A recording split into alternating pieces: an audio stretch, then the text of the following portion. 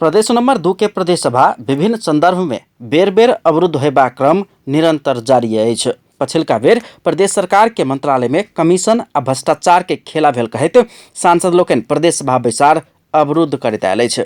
खास कऽ भौतिक पूर्वाधार तथा विकास मंत्रालय के कर्मचारी सब कमीशन मंगैत धनुषा आ महोत्तरी के अधिकांश उपभोक्ता समिति के काम सबके निकासा कर नहीं चाहि रहल आरोप लगबैत सांसद लोकनि संसद में हंगामा मचौलनि आ बेर बेर संसद अवरुद्ध कयलनि। मुख्यमन्त्रीज्यूलाई आग्रह गर्यौं यो प्रदेशभित्र धनुषा र महोत्तरीमा बढी समस्या देखियो।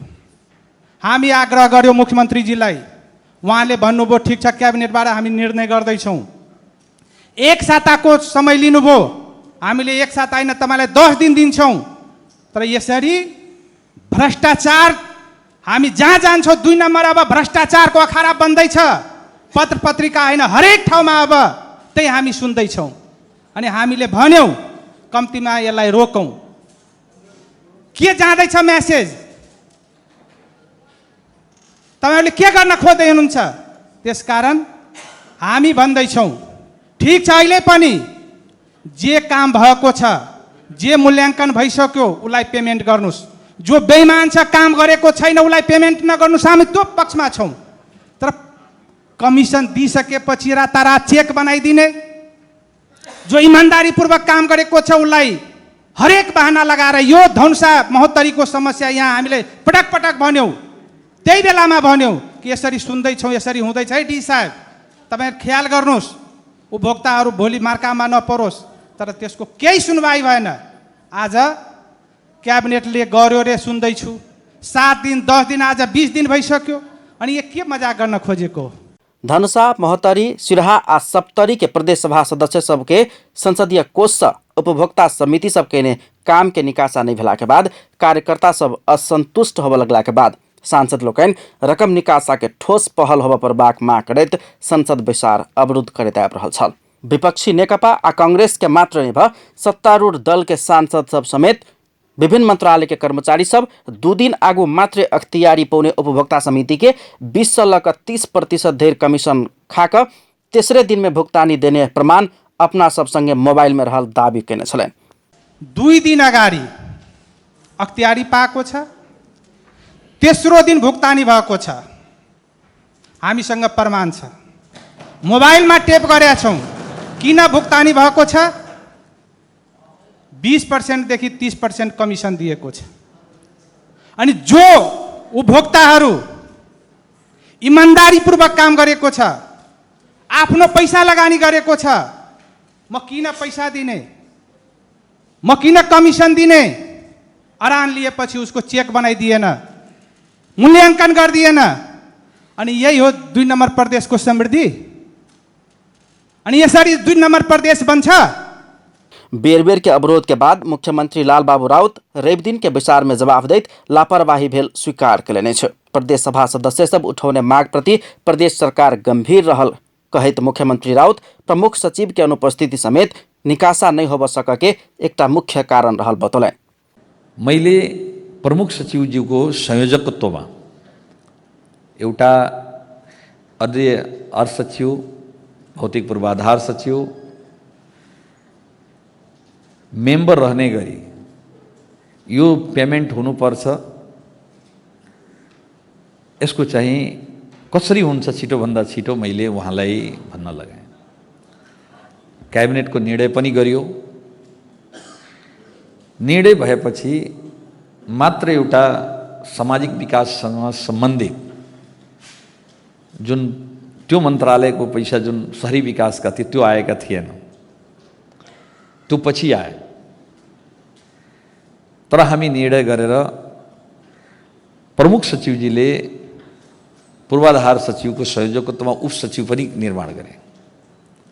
त्यो उप सचिव के उप समितिले पनि आफ्नो एक्सरसाइज गरे जे कुन कुन कारणले के कति कारणले पेमेन्ट हुन सकेन, कति पेमेन्ट गर्न बाँकी हो, ऊ पनि एउटा गृह कार्य गरेर ल्याए। तर यो बीचमा अलिकता बढी फङ्सन नहुनुको कारण के रहेछ भने अब बढी गराउनु पर्ने अहिले पनि जुन कर्मचारीको जुन बाध्यता छ, प्रमुख सचिवको अनुपस्थितिमा अरू सचिवहरू पनि त्यस्तै, मैले निर्देशन गर्ने, मैले चाहिँ लगाउने भनेको प्रमुख सचिव नै हुन्छ। प्रदेशसभा सदस्य सब मुख्यमंत्री राउत आ भौतिक पूर्वाधार मंत्री जितेंद्र सोनल के गृह जिला बारा आ पर्सा में भेल काम के निकासा में कोनो अवरोध नहीं भेनाई शंकास्पद समेत रहल आरोप लगबैत आबि रहल अछि। मुख्यमंत्री राउत बारा, पर्सा, रौतहट आ सर्लाही के किछ मात्र निकासा होब बाँकी रहल आ बाँकी 4टा जिला के अधिकांश निकासा होब बाँकी रहल बात में सत्यता रहल स्वीकार करैत कमीशन लेल गेल पाओल गेल त कर्मचारी के कार्यवाही कर परबाक धारणा रखलनि। क्याबिनेटले निर्णय गरिसकेपछि त्यो फाइल के कति कारणले विलम्ब हो, समयमा पेमेन्ट हुन सकेन, भेरिफिकेसन गर्दाखेरि अब धेरैजसो त्यसैले यहाँ छानबिन समितिको आवश्यकता छ। मलाई जसरी इन्फर्म गराइयो र मलाई जसरी इन्फर्म छ, जस्तो कि हो बारा पर्सामा पनि त बजेट गएकै छ, तर त्यहाँ थोरै फाइल छ, नभएका होइन। रौतहट सर्लाहीमा पनि कम्पेरेटिभली तुलनात्मक रूपले थोरै छ, तर धेरैजसो महोत्तरी र धनुषाको किन चाहिँ पेमेन्ट हुन सकेन त? कारण के थियो त?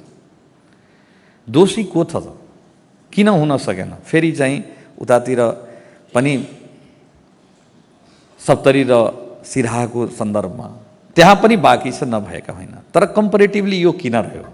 जसको विभिन्न किसिमका गलत किसिमले पनि काम कम भएका पनि यदि दान दक्षिणा टक्र्याएको छ भने त्यसको पेमेन्ट भएछ। मैले सुनिएअनुसार कर्मचारीको त्यस्ता कर्मचारीमाथि सदनको सबैको ध्यान भइसकेपछि त्यसलाई कारवाहीभित्र लग्ने कि नलग्ने? मंत्री परिषद से निर्णय केने रहितो निकासा के समस्या समाधान होब नहीं सकला के बाद संसद में हंगामा केने सांसद सब मुख्यमंत्री के जवाब से समेत संतुष्ट नहीं भेलन। मुख्यमंत्री के जवाब से समेत सांसद सब नहीं मानला के बाद सर्वदलीय सहमति अनुसार सभामुख सरोज कुमार यादव के संयोजकत्व में संसदीय अनुगमन समिति गठन क निकासा किया नहीं होब सकल विषय में अनुगमन करबाक जिम्मेवारी सहित के समिति गठन कयल गेल घोषणा कयल गेल अछि। मन्त्री परिषदबाट निर्णय समेत गरिसकेको भए पनि भुक्तानी हुन पर्ने परिमाण यकिन गर्नु, भुक्तानी हुन नसकेको कारणको तथ्यगत आधार पत्ता लगाउन तथा बदनियतपूर्वक भुक्तानी नगरेको भए कारबाही समेत गर्नको लागि सर्वदलीय सहमतिको आधारमा एउटा संसदीय अनुगमन समिति प्रदेशबाट होस् भन्ने उल्लेख भए अनुसार प्रदेश सभा कार्य सञ्चालन नियमावली 2075 को नियम 152 को उपनियम 2 बमोजिम सर्वदलीय सहमतिमा निम्न अनुसारको माननीय सदस्यहरूको संलग्नता तथा उल्लेख भए अनुसारको कार्यक्षेत्र, कार्यविधि र कार्य अवधि रहने गरी उच्चस्तरीय संसदीय छानबिन विशेष समिति 2076 गठन गरेको प्रस्ताव पेश गर्दछौँ। समितिमा रहने सदस्यहरूको नामावली: माननीय सभामुख सभापति, माननीय उपसभामुख उपसभापति, माननीय नागेन्द्र राय यादव सदस्य, माननीय सञ्चमाया मोक्तान सदस्य, माननीय उपेन्द्र महतो सदस्य, माननीय शिवचन्द्र चौधरी सदस्य, माननीय सावित्री देवी शाह सदस्य, मुख्यमंत्री तथा मंत्री परिषद को सचिव। 15 दिन के म्याद पौने समिति छानबीन का बदनीयतवश भुगतानी नहीं केने पाओल गेल तो वहन कर्मचारी के कार्यवाही करबा धैर्य के अधिकार पौने अछि। कमीशन के पीड़ा भेला के बाद संसद में हंगामा करवला सांसद सबके समस्या त समाधान भ जात, मुदा ई समस्या तीनों तह के सरकार में काज करवला उपभोक्ता समिति सब लगै छ।